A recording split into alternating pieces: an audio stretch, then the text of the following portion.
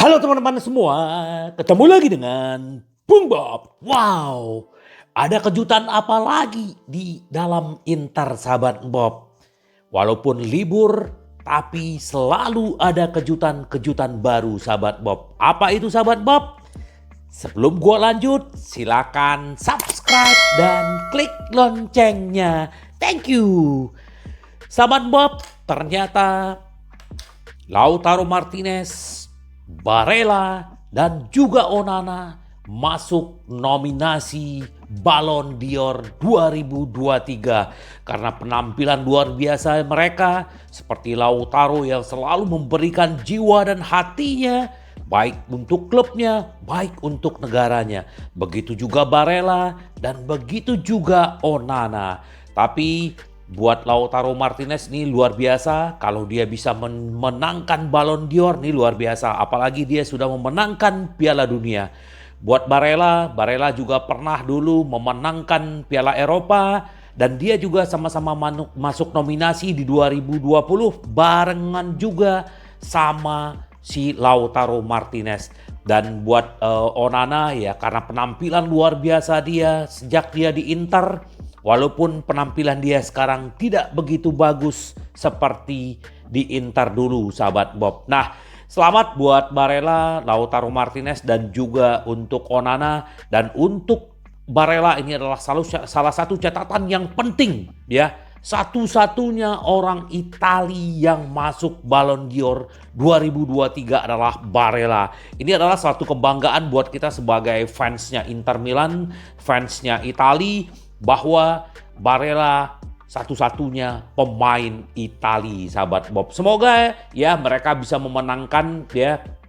Oh ya, untuk Barella dan Lautaro itu dulu dia pernah berbarengan juga sebagai nominasi itu di 2021 sahabat Bob. Jadi kita tunggu penampilan mereka. Yang penting ya ini adalah salah satu pencapaian luar biasa untuk pribadi ya, untuk personal mereka. Semoga ini bisa membawa mereka ke tim dan juga ke timnas mereka sahabat Bob. Selamat sekali lagi buat Lautaro, Barella dan Onana sahabat Bob. Nah, ternyata dengan konsistennya Lautaro Martinez, dengan kita tahu bagaimana dia dulu di 2018 masuk ke Inter dan dia hanya menjadi bayang-bayang Icardi, dan sekarang dia bukan pengganti Icardi. Dia adalah seorang yang luar biasa, berbeda sekali karakternya dengan Icardi. Makanya Inter akan memulai pembicaraan kontrak baru. Padahal udah baru perpanjang kontrak kemarin ya, musim kemarin.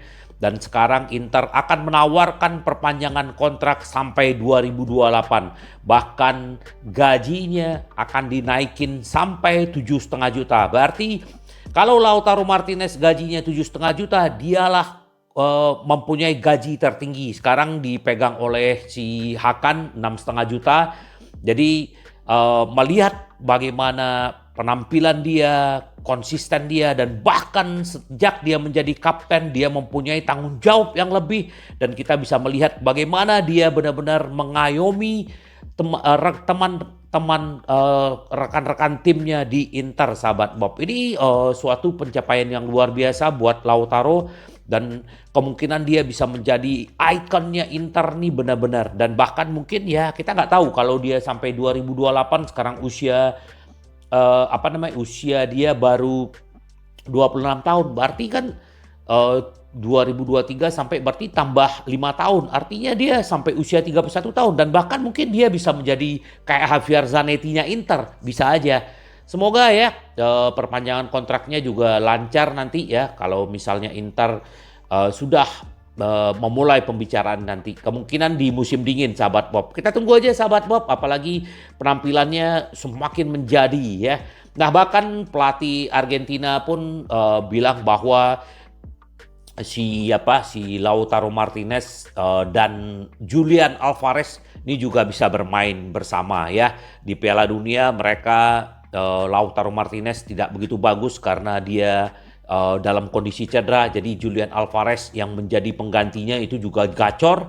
Nah, menurut Scaloni bahwa dia bisa bermain bersama. Ya kita lihatlah nanti di pertandingan Argentina apakah Lautaro Martinez ini akan diduetkan dengan Alvarez. Kita lihat kalau memang ini bisa Alvarez berbarengan sama Lautaro Martinez, wah suatu saat mereka juga bisa bermain di Inter. Semoga aja sahabat Bob, ini kan banyak harapan sahabat Bob dan fans-fansnya Nerazzurri, tapi Julian Alvarez akhirnya merapat ke City gitu loh. Ya, kita lihat aja nanti perkembangannya. Terus Inter, ya ini sudah habis bursa transfer. Inter masih menandatangani gelandang Spanyol usia 19 tahun dari Girona. Inter telah mengkonfirmasi penandatanganan gelandang remaja Spanyol Dylan Zarate ya.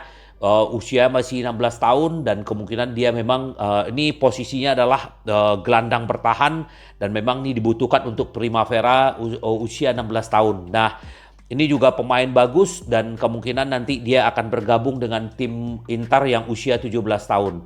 Nah, ini dia juga udah dipanggil menerima panggilan tim usia 18 tahun. Dia juga bisa dia nih keturunan Spanyol dan Kolombia, sahabat Bob. Zarate ya, dan kemungkinan ini juga diproyeksi untuk masa depan Inter dan ini bagus Zarate ini. Kita lihat aja nanti perkembangannya sahabat Bob ya. Nah, terus Yann Sommer, kemarin banyak orang berpikir bahwa Yann Sommer ini pilihan yang salah. Ternyata apa yang terjadi? Dia bagus, clean sheet, dan sementara Onana di MU kebobolan mulu ya. Karena memang Inter punya trio back yang luar biasa, Alessandro Bastoni, terus ada Stefan de Vrij dan Darmian ya. Jadi kombinasi pemain-pemain muda dan pemain tua ini juga bagus dan artinya Inter tidak salah memilih untuk Yann Sommer yang sudah punya pengalaman di Swiss, di Bayern Munchen, Mönchengladbach. Jadi ini menjadi pilihan yang bagus buat Inter. Semoga Yann Sommer terus membuktikan diri dan kalau bisa clean sheet terus ya Yann. Terus juga Biasin bicara tentang Alexis Sanchez. Simone Inzaghi masih menganggap Alexis Sanchez sebagai pemain top. Inzaghi mengatakan bahwa Sanchez adalah pemain yang hebat dalam latihan. Jadi memang Inter mendapatkan Sanchez kembali itu gratis, hanya 12 bulan selang dia pergi dari Inter ke Marseille dan di sana dia mencetak 18 gol dan memang Inzaghi yang pengen mendatangkan Sanchez kembali, apalagi kan Korea udah berangkat ke Marseille juga, jadi ini ada slot untuk pemain seperti Sanchez dan bahkan memang Sanchez bukan pemain tim inti gitu, dia pemain cadangan, tetapi ini akan sangat membantu Inter sahabat Bob. Semoga si Sanchez benar-benar bisa membuktikan diri walaupun menjadi pemain cadangan. Nah, ini sedikit dari Direktur Roma ya, si Pinto ya. Dia berbicara tentang si Fratesi. Pinto kemarin mengincar Fratesi, bahkan mereka juga masih punya hak untuk mendapatkan 30% ya dengan penjualan Fratesi dari Sassuolo ke Inter gitu loh. Nah, dia memang menyukai Fratesi, tetapi Fratesi memilih Inter. Ya gini sahabat Bob ya, Fratesi pasti akan memilih Inter bukan karena di Roma punya tim pelatih yang hebat dulu ya, Mourinho. Tapi sekarang nggak bisa lagi gitu. Mereka pasti punya kayak si Fratesi punya teman di Roma ya, pemain-pemain Itali, dan juga mereka melihat bagaimana gaya bermain negatifnya Mourinho itu tidak menjadi daya tarik buat pemain-pemain seperti Fratesi. Apalagi Fratesi pengen bermain di Liga Champions sementara Roma tidak bermain di Liga Champions. Nah, dia bilang gini, saya selalu mengatakan bahwa Fratesi adalah salah satu pemain yang paling saya ingin datangkan, tapi akhirnya setiap orang bebas mengambil keputusannya. Saya tidak menyesal, kata si Pinto ya. Ya gimana lagi mau menyesal karena memang Pinto si Fratesi tidak mau ya.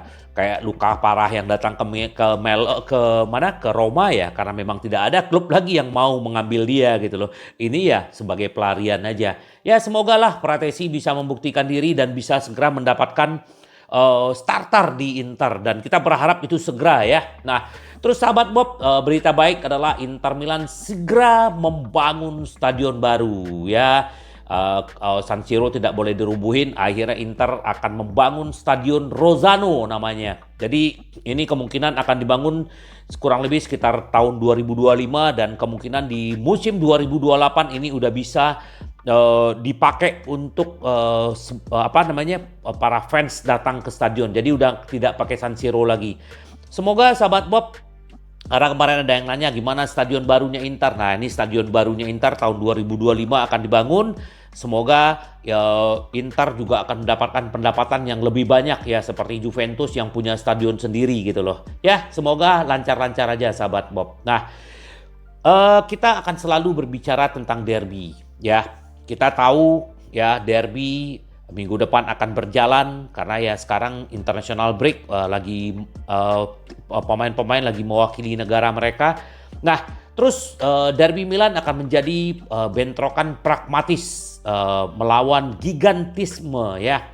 Kalau Inter ya memang tidak mengandalkan lagi yang namanya ball position. Ya pragmatis tetapi permainan mereka lebih kejam ya. Kalau misalnya kayak AC Milan menang 3 kali, mereka lebih banyak ball position, baik melawan Roma, Torino, apalagi itu satu lagi yang mereka lawan kemarin. Jadi memang berbeda. Nah, kita akan lihat siapa yang akan unggul gitu loh. Nah, bentrokan gaya ini akan membuat pertandingan akan jauh lebih menarik. Tapi ya kita melihat kalau bicara lini tengah, Inter juga lebih bagus, si Melon juga bagus gitu loh.